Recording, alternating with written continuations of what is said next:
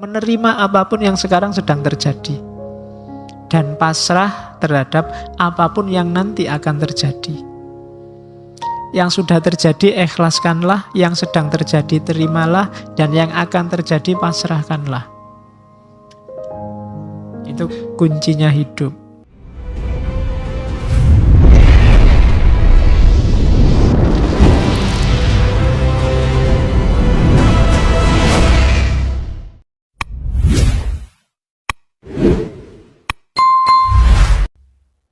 Oke, bismillah. Assalamualaikum warahmatullahi wabarakatuh. Bismillah. Kita lanjutkan ngaji kita. Nah, terus mau kemana dengan identitas itu? Katanya Sosrokartono, ingkang dados polanipun langkah kula inggih menika jawi bares, jawi deles, sama jawi sejati. Jadi yang jadi orientasi perilaku yang saya ikuti, katanya Sosrokartono, yaitu yang pertama menjadi orang Jawa yang jujur, lugu apa adanya, tidak dibuat-buat. Mungkin ada di antara teman-teman satu dua yang dibuat-buat. Dibuat-buat itu dijawa-jawakan. Mungkin ngomongnya, kan ada itu kadang-kadang artis syuting, dia bukan orang Jawa terus dijawak-jawaknya, kalimatnya jadi wagu. Ya, atau temenmu yang tiba-tiba pakai belangkon, ya padahal penghayatan hidupnya bukan penghayatan hidup Jawa, gayanya juga tidak kayak Jawa, tapi ya terus kemana-mana pakai belangkon mungkin. Itu tidak apa adanya. Jadi jadilah Jawa yang bares. Jawa bares itu ya Jawa sesuai keinginanmu, sesuai kata hatimu, sesuai bunyimu. Kalau memang tidak cocok pakai kopiah, pakai belangkon, ya tidak apa-apa. Kalau dalam agama kan pakai kopiah itu tidak wajib juga, tidak apa-apa. Asal jiwa Jawanya tidak hilang, apa adanya saja. Oke, makanya saya tidak pakai kopiah. Kapan itu Pak Faiz kalau ngaji kok tidak pakai kopiah? Pusing aku kalau pakai kopiah. Kadang ya kuatel, kopiah itu kan setelah beli itu kan tidak pernah dicuci sampai nanti pensiun. Lah iya, kalau dicuci kan bubar tadi. Kadang-kadang itu. Terus cuma tak jawab, nanti kalau saya pakai kopiah aku mau anggap ustadz tenanan. Nanti mau anggap kiai tenanan, wong ini yo cuma acting jadi ustadz deh. Jadi ndak usah dianggap ustadz beneran. Nah, apa adanya memang begini. Nanti kalau tiba-tiba aku datang ke sini pakai surban, pakai jubah, kamu malah kaget. Iya, pinginnya yang ini apa adanya, santai. Nah, itu maksudnya Sosrokartono, Jawa bares, apa adanya, jujur. Kalau ndak cocok bilang ndak cocok, ndak srek bilang ndak srek. Sesuai nilai-nilai Jawa. Yang kedua, Jawa deles. Jawa seutuhnya. Deles itu ya di situ terjemahnya yang benar, yang apa? Yang sesuai Jawa, yang sejati, yang seutuhnya utuh. Jangan milih jadi orang Jawa pas apa, milih jadi apa pas apa. Ndak utuh masuknya. Nyari yang menguntungkan saja. Nah, itu berarti bukan Jawa deles. Yang ketiga, Jawa sejati itu. Sejati itu ya masuk sedalam-dalamnya. Jadi yang aslinya, yang sejati. Bukan tempelan, bukan cuma acting jadi orang Jawa, tapi memang jiwanya, memang jiwa Jawa. Jawa itu kan peradaban yang apa? Yang termasuk peradaban tua. Apalagi kalau kamu ngitungnya sampai sekitar 200 ribuan tahun sebelum Masehi. Kayak ceritanya Plato itu kan mungkin letaknya tidak jauh-jauh dari Indonesia ini. Kalau dilihat dari geografisnya, peradaban namanya Atlantis. Yang itu habis karena bencana alam ketika gunung berapi jejer-jejer itu mulai dari ujung barat sampai ujung timur meletus bareng zaman itu. Terus peradabannya habis, padahal itu ceritanya peradaban Jawa zaman itu peradaban yang luar biasa. Katanya Plato, meskipun Plato nggak nyebut nama Jawa. Tapi beberapa ilmuwan meneliti secara geografis mungkin itu Jawa. Kalau ilustrasinya Plato, majunya Atlantis zaman dulu itu ngalah-ngalahi dunia modern hari ini. Zaman dulu ada listrik, tapi listriknya tidak pakai daya alam, pakai daya manusia. Daya mentalnya manusia yang bisa mengendalikan energi, kemudian bisa melahirkan listrik. Lu jangan salah, cerita-cerita orang sakti itu kan dulu begitu-begitu. Jadi ada orang yang ditembak tidak mempan, itu ada bener. Kan ada cerita pesawatnya Belanda cuma dituding saja, jatuh loh. Bayangkan kamu sekarang bisa begitu. Iya, kamu bolak-balik nuting-nuting kamu mesti. Zaman dulu kesaktian-kesaktian itu ada. Jadi orang untuk menguasai alam itu tidak terlalu tergantung faktor eksternal, tapi daya dalam dirinya bisa dieksplor. Mungkin sangat banyak daya dalam diri kita yang tidak terpakai. Epistem kita mungkin agak salah, karena yang kita elaborasi habis-habisan kan cuma akal sama panca indera. Dunia-dunia, dimensi-dimensi di luar itu tidak tergarap. Padahal orang timur harusnya tidak concern ke sana. Orang timur itu concern ke bagian-bagian intuisi, naluri, nurani, imajinasi, dimensi-dimensi itu. Cuma ilmu kita sekarang kan jadi barat semua. Akhirnya ya fokusnya kalau enggak yang rasional ya yang ada bukti fisiknya. Sehingga kita banyak tergantung pada yang di luar diri kita. Zaman dulu kan kalian sukar membayangkan gimana ya bisa menaklukkan kemana-mana tapi jalan kaki. Naik kuda, bisa nguasai Nusantara, itu kan gak nyambung bayanganmu. Tapi orang dulu bisa. Itu kan berarti mereka punya power yang lebih untuk menaklukkan alam, mengelaborasi diri mereka sendiri. Kayak ceritanya silat-silat itu kan begitu. Ada orang bisa lari cepat, bisa kan gitu, jalan di atas air. Zaman dulu yang sakti-sakti tidak cuma wali, penjahat-penjahat juga bisa aja. Didaya banyak. Karena ada yang ceritanya, zaman saya kecil ada cerita ada maling yang kalau masuk ke rumah dia tidak butuh nyongkel jendela. Pokoknya ada cahaya dari dalam rumah, keluar rumah dia bisa masuk lewat cahaya itu. Masuk ke dalam rumah. Lu nggak nyampe pikiranmu kan? Seandainya kamu bisa gitu enak, kalau pulang ke kos-kosan dikunci bapak kos, kamu tinggal masuk lewat cahaya. Lu zaman dulu begal-begal yang sakti-sakti itu bisa macam-macam, nggak usah nunggu wali. Bayanganmu yang bisa gitu-gitu kan wali. Tapi ceritanya enggak. Banyak kisah-kisah kesaktian itu kan berarti sebenarnya kita sedang degradasi kemampuan kita untuk mengelaborasi daya-daya kemanusiaan itu. Di antara lain yang ada dalam peradaban Jawa ini. Sosro Kartono itu kabarnya beliau kalau melakukan praktek pengobatan itu berdiri. Jadi buka mulai pagi bisa sampai jam 1 malam, 2 malam beliau berdiri. Tidak duduk. Nanti mulai jam 1 sampai jam 4 harusnya istirahat. Istirahatnya main catur. Main caturnya juga sambil berdiri. Lu bayangkan bisa 24 jam berdiri itu. Orang-orang zaman dulu kalau sedang tafakur, muhasabah kan diam. Kalian mengilustrasikannya kayak orang tapa, kayak orang semedi itu kan. Semedi itu kalau kalian sudah masuk ke alam semedi itu mungkin waktu yang panjang rasanya sebentar. Ya kebalikannya yang latihan semedi. Yang baru latihan itu waktu sebentar kayak panjang, lo baru 10 menit rasanya kayak setengah jam. Tapi kalau kalian sudah masuk ke situ, waktu yang sangat panjang itu rasanya bisa. Perasaan baru sebentar sudah sore. Bisa begitu. Kalau kalian mau coba silakan, kan banyak sekarang teknik-teknik semedi. Nah, itu dunia batinnya Jawa. Pola perilaku. Jadi orang Jawa yang bares, jadi orang Jawa yang deles, jadi orang Jawa yang sejati. Oke, terus. Ini masih panjang. Tugas hidup yang paling utama apa? Belajar. Mengenali diri. Kenapa orang tadi bisa sedahsyat itu mengelaborasi dirinya, memahami alam? Ya belajar. Tansah anglampai dados muriting agesang.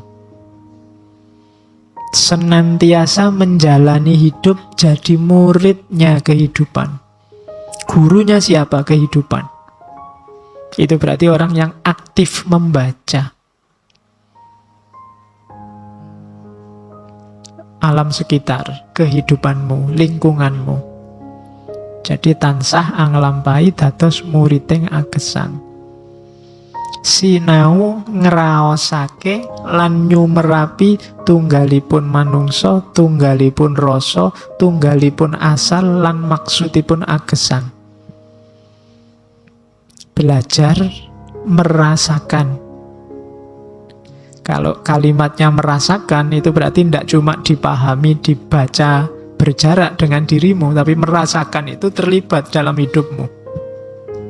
Jadi ngeraosake lan nyumerapi tunggalipun manungsa, bahwa manusia itu satu.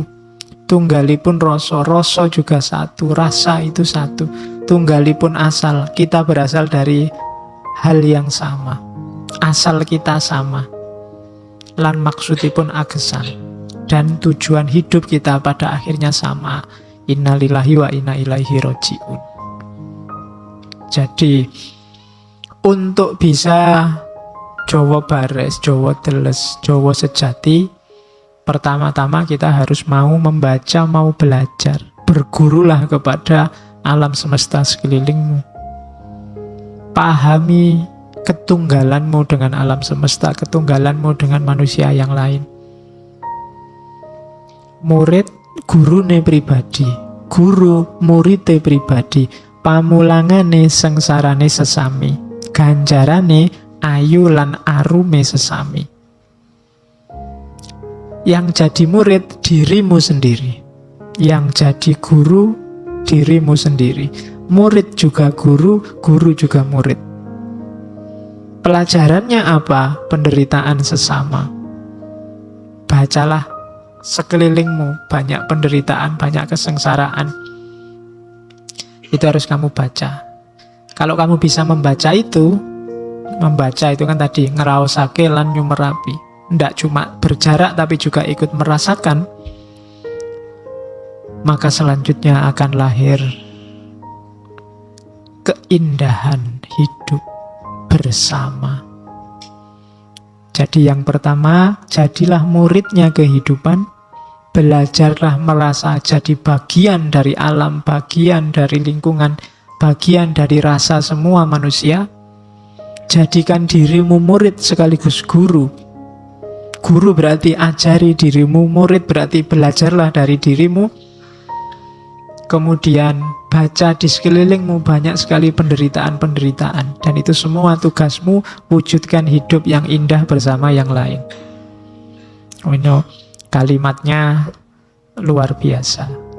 Pengendalian diri dan pengenalan diri. Terus ceritanya masih panjang. Nah, tadi kan jalannya belajar. Sekarang tujuannya kemana?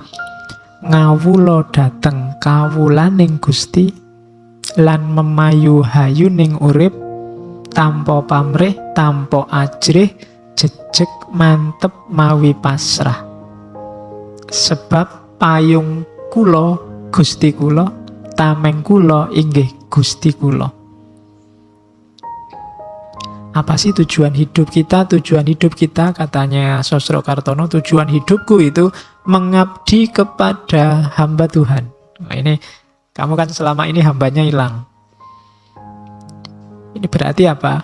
Ini tujuan hidup kita sebagai khalifah. Selama ini kalian bilang mengabdi itu kan selalu yang vertikal. Iya sih, kalau itu ibadah iya. Tapi ada yang lebih penting apa? Ngawula dateng kawulane Gusti. Abdikan hidupmu untuk sesama, untuk lingkunganmu, untuk alam semesta. Jadi ngawula dateng kawulane Gusti. Tujuannya apa? Memayu hayuning urip. Hidup ini indah, ayo dibuat lebih indah lagi, jangan malah dirusak. Yang banyak dilakukan orang hari ini, hidup ini indah tapi didegradasi oleh manusia. Kita tidak memayu hayuning bawono.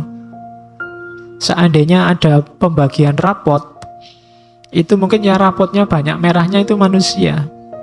Tidak menjalankan tugas sesuai yang diperintahkan. Kita tidak memayu hayuning urip. Lakukan tadi ngawula dateng kawula ning Gusti lan memayu hayuning urip tanpa pamrih, tanpa takut. Tegakkan dirimu dan mantaplah. Setelah itu pasrahkan semua pada Allah. Pasrah jadi kuncinya. Kalau Allahnya hilang, susah kamu tanpa pamrih, susah kamu tidak takut, susah kamu mantap. Cara untuk bisa tanpa pamrih, tanpa takut dan mantap adalah bersandar pada Allah. Pokoknya andalkan hanya Allah saja. Sebab payung kulo Gusti kulo, yang melindungi aku adalah Tuhanku, yang jadi perisaiku adalah Tuhanku, katanya Sosro Kartono. Kalau kamu bisa, kamu paham kalimat ini, cuma menghayatinya dalam hidup insya Allah belum. Ya kayak saya juga insya Allah juga belum. Kita belajar bareng-bareng. Jadi hiduplah untuk mengabdi demi alam semesta yang lebih indah. Buang semua pamrih, buang semua ketakutan. Mantapkan diri di situ. Tidak usah terlalu panjang mikir, kuncinya cuma satu, pasrahkan pada Allah. Allah yang melindungimu, Allah yang menamengimu, Allah yang menuntunmu. Kalau kamu sudah nyampe di level ini, jiwamu mutmainnah, tidak terburu-buru oleh apa-apa lagi. Wasipun inggih menika ngupadosi padang ing peteng, seneng ing sengsara, tunggaling sewu yuta. Wasipun itu maksudnya hidup ini, ayo kita cari terang dalam kegelapan. Ayo kita cari kebahagiaan dalam kesengsaraan. Contohnya berjuta-juta. Tunggaling sewu yuto. Jadi hidup ini memang selalu ada dua aspek, ada terang, ada gelap, ada senang, ada susah. Kalau kalian hidup hanya mau terang saja dan mau senang saja, kalian akan stres. Untuk bisa hidupmu sempurna, hidupmu utuh, kalian harus bisa menemukan terang dalam gelap, menemukan bahagia dalam sengsara. Ya kalau terangnya sendiri, otomatis kalian bisa sudah menjalani. Bahagia kalian bisa menjalani. Biasanya orang tidak siap itu ketika gelap dan ketika sengsara. Tapi kalau kalian bisa menemukan terang dalam gelap dan menemukan kebahagiaan dalam kesengsaraan, hidupmu utuh bahagia. Oh, itu diomongkan gini enak ya, lancar, cuma dijalani susah. Iya. Jadi sisi gelap hidupmu apa? Coba kamu renungi, di situ ada titik-titik terangnya. Tidak ada gelap yang total gelap. Kadang-kadang kalau pakai bahasa ilmu, hikmahnya selalu saja ada. Di balik kesedihan-kesedihanmu, itu juga di situ banyak bahagia-bahagia terselip yang kamu tidak sadar. Ada enaknya, atau yang sebenarnya itu enak tapi kamu tidak sadar bahwa itu enak. Pak, saya kuliahnya di DO, Pak. Itu kan gelap, sengsara.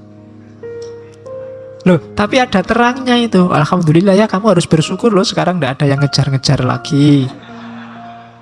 Tidak diwajibkan bikin makalah, kamu bisa bebas sesuai keinginanmu, sudah nggak ada yang ngatur-ngatur kamu lagi. Itu kan menemukan ada titik-titik terangnya.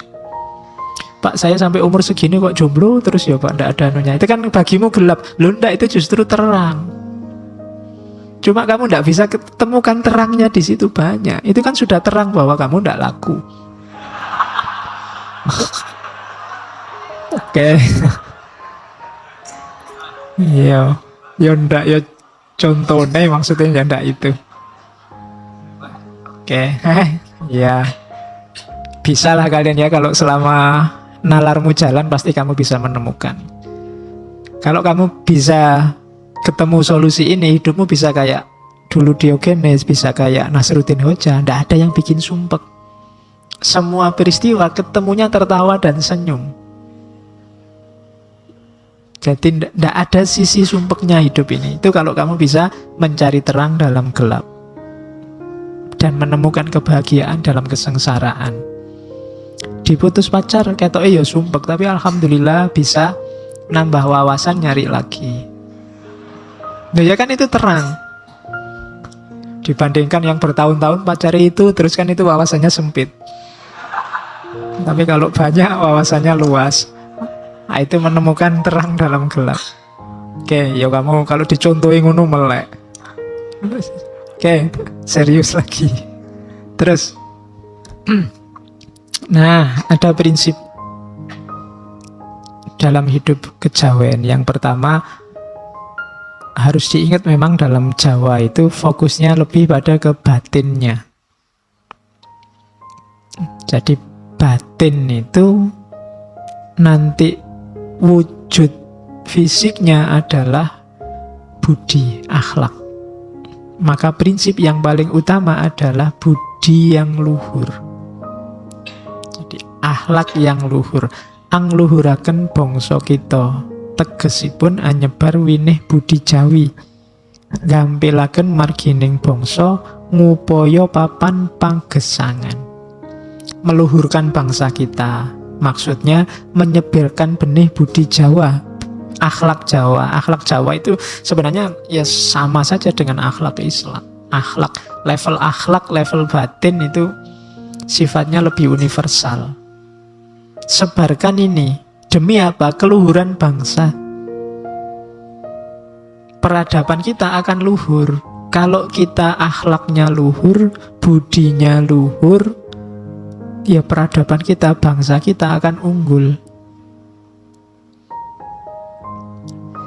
Jadi itu jalan paling gampang. Kalau bangsa kita sudah unggul, hidup kita akan lancar. Ngupaya papan panggesangan. Jadi keluhuran sebuah bangsa kuncinya ada pada akhlaknya, ada pada budinya. Bukan pada yang lain. Mungkin secara ekonomi kita memprihatinkan, secara politik memprihatinkan, olahraga tidak menang. Nah, kuncinya memang tidak apa-apa di situ, tapi jangan kalah di satu aspek, akhlak sebagai bangsa. Kalau akhlaknya sudah rusak, akhlaknya sudah jelek, olahraga menang, itu mungkin rasanya jadi hambar.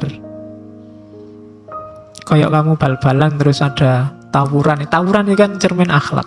Sampai ada yang tewas, itu kan menangnya sepak bola tidak ada nilainya sudah. Juara umum kok curang, itu juga tidak ada nilainya. Ekonominya luar biasa, orang kaya banyak, GDP-nya tinggi, tapi terkenal sebagai bangsa yang curang, culas, suka menyakiti bangsa lain, penjajah. Itu ya sebagai bangsa dia jatuh derajatnya. Jadi kuncinya bangsa itu ada di budi luhur, ada di akhlak. Yang pertama itu. Kunci kedua, peduli sesama. Semakin egois manusia di satu bangsa, semakin susah dia untuk maju. Jadi rasa peduli itu harus ada. Hari ini kan kita banyak saling cuek. Banyak orang menyarankan biar tidak sering-sering konflik, solusinya saling cuek. Ini bahaya malahan. Gitu loh. Solusinya bukan saling cuek, tapi saling memahami, saling mengerti.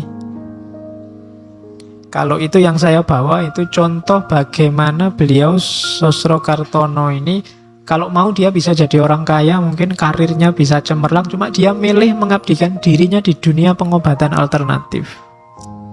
Kenapa? Dia tidak kuat melihat bangsanya banyak yang menderita. Ageng alit sami sambat lantangisipun dateng ulun memelas angrentahaken luh lan manah, dan seterusnya. Bisa kalian baca. Tua muda mengadu dan menangis padaku, memelas, membuat air mataku menetes pilu. Berat, sangat berat dijadikan tempat mengadu orang banyak. Lebih berat lagi kalau keluhan mereka saya masukkan rasa dan batin. Keluar lagi air mata di hatiku, teringat umat manusia yang sedang menanggung susah dan derita. Rasanya saya tidak mampu makan, tidak mampu minum. Teringat orang yang sakit, orang kelaparan begitu banyaknya. hilang, sirna perasaan susah yang kurasakan, memandang kesusahan orang lain. Lebur susah dan sakit diri pribadiku dalam samudra sakit dan susahnya umat manusia. Jadi ini jiwanya selalu mengeluarkan air mata melihat penderitaan orang lain. Itu yang membuat beliau sudahlah meninggalkan gemerlap dunia politik, gemerlap dunia kekayaan, kemudian menapak ke jalan spiritual, dunia pengobatan. Beliau ini dikenal kalau ngobati medianya cuma air. Hanya pakai air. Karena memang sejak awal punya kekuatan khusus tadi. Oke, sekarang intinya. Kalimat ini pasti sering kalian dengar. Kapan-kapan kalau ada yang mau ziarah ke makamnya Sosro Kartono di Kudus, silahkan, makamnya ada di Kudus. Di sana juga ada yang suka baca-baca, di dekat makamnya itu ada semacam perpustakaan, tapi banyak juga buku-buku tentang beliau yang dijual. Jadi teman-teman yang ingin koleksi bukunya boleh ke sana. Ada banyak kalimat di seputar makamnya. Kalau yang 4 ini kelihatannya ada di sisi kiri. Kalau sini kiri ya, kirinya nisan. Jadi kan itu ada cungkupnya, itu nanti di bagian kiri ada tulisan ini. Sugih tampo bondo, digdoyo tampo aji, ngeluruk tampo bolo, menang tampo ngasoraken. Jadi ini insya Allah sering kalian dengar kalimat ini dari Sosro Kartono sebenarnya. Sugih tampo bondo kalian sudah paham. Jadi kekayaan, kaya tapi tanpa ada harta yang berlimpah. Jadi kaya atau tidak itu kuncinya tidak pada barang yang kamu miliki atau sesuatu yang di luar dirimu. Kaya atau tidak itu kan tergantung pada kamu merasa cukup atau belum. Jadi tidak tergantung hartamu, tergantung mentalmu, tergantung jiwamu. Hari ini juga, detik ini juga kamu sudah boleh mengklaim diri jadi orang kaya. Tidak usah nunggu besok kalau sudah ngelamar PNS dan diterima. Jadi itu rasa kok, oh saya sudah kaya kok Pak, saya mau apa-apa sudah cukup. Tidak harus utang-utang ke yang lain. Wong saya butuh saya sehari paling kopi sak gelas, rokok 2 batang, kemudian yang penting ada makanan apa saja masuk. Kalau tidak ada ya nebeng temen yang masak. Misalnya saya tidak butuh, sehari tidak makan saya tidak apa-apa Pak. Misalnya itu. Jadi saya tidak butuh apa-apa lagi dalam hidup. Itu sudah jiwa yang kaya itu. Dibandingkan yang hartanya banyak tapi masih sumpek, masih kurang ini, kurang itu, masih butuh buka cabang di sana, masih butuh kawin lagi, masih butuh enggak. Itu namanya belum kaya. Jadi untuk jadi kaya itu kamu tidak butuh bondo. Yang dibutuhkan jiwamu. Sudah selesai apa belum? Jadi itu rumus pertama. Yang kedua, digdoyo tampo aji. Digdoyo tampo aji itu antara lain itu, ajinipun inggih boten sanes namung aji tekad, ilmunipun ilmu pasrah, rapalipun adiling Gusti. Jadi sakti tanpa jimat, tanpa jurus-jurus, tanpa ilmu. Kesaktiannya apa? Tekad yang kuat. Ilmunya apa? Pasrah. Mantranya apa? Rapalnya apa? Keadilan Tuhan. Tanpa harus punya jabatan, tanpa harus punya kuasa, tanpa harus punya relasi. Asal kamu percaya pada keadilan Tuhan, asal kamu bisa memasrahkan semuanya pada Allah, dan kamu yakin, mantep, tekad di jalan kebenaran, maka kamu sakti. Itu digdoyo tampo aji.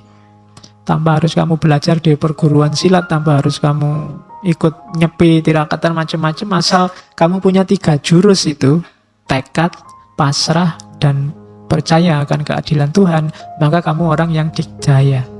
Kamu orang yang sakti.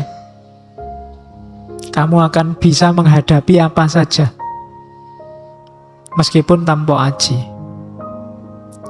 Terus yang ketiga, ngeluruk tanpa bolo, menyerbu orang, menyerbu musuh tanpa pasukan. Taklukkan musuhmu, serbu dia, tapi tidak usah bawa pasukan. Yang dibawa apa? Angluruk tanpa bolo, tanpa gaman, bedah tanpa perang, tanpa pedang. Ingkang kula dalaken dadi tekad pamrih nanging tekad asih. Dengan apa? Dengan cinta, kasih sayang, kepedulian. Guyur orang dengan kepedulian, dengan cinta, dengan kasih sayang. Lama-lama dia akan takluk. Itu nyambung dengan kalimat keempat, menang tanpa ngasoraken. Kamu akan menang tapi musuhmu tidak merasa terhina. Kenapa? Kamu menyerangnya tidak dengan bolo, tidak dengan pasukan, tidak dengan relasi, tidak dengan kekerasan, tidak dengan jalur yang jelek. Kamu serang dia dengan yang baik-baik. Kamu serang dengan cinta, kamu serang dengan kasih sayang, kamu serang dengan kepedulian, kamu serang dengan kebersamaan, dengan rasa. Maka dia akan takluk, kalah, tapi tidak merasa terhina. Menang tanpa ngasoraken. Kalau ada temanmu usil terus ke kamu, balaslah dengan yang baik-baik. Lama-lama dia akan kalah, nyerah, tapi tidak merasa terhina.